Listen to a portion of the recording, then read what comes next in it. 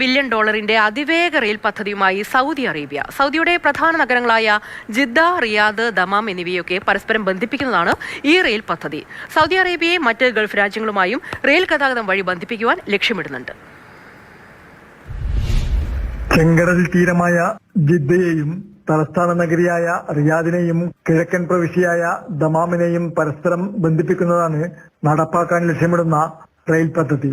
ഏകദേശം $7 ബില്യൺ അതിവേഗ റെയിൽ പദ്ധതി അറേബ്യൻ ഉപദ്വീപിലുടനീളമുള്ള ഗതാഗത വ്യാപാരങ്ങളുടെ ഭാവി പുനർനിർണയിക്കുന്നതിന് ലക്ഷ്യമിടുന്നു. പദ്ധതി ഏകദേശം 1500 കിലോമീറ്റർ റെയിൽ ദൈർഘ്യമുള്ളതായിരിക്കും. ഇത് ഗൾഫിലെ മറ്റ് നഗരങ്ങളുമായും ബന്ധിപ്പിക്കും. പദ്ധതി പൂർത്തിയാക്കുമ്പോൾ റിയാദിനും ജിദ്ദക്കുമിടയിലുള്ള യാത്രാസമയം ഏകദേശം 12 മണിക്കൂറിൽ നിന്ന് ട്രെയിൻ വഴി 4 മണിക്കൂറിന് താഴെയായി കുറയും. സൗദി വിഷൻ 2030 ഭാഗമായാണ് ഈ റെയിൽ പദ്ധതി നടപ്പിലാക്കുക.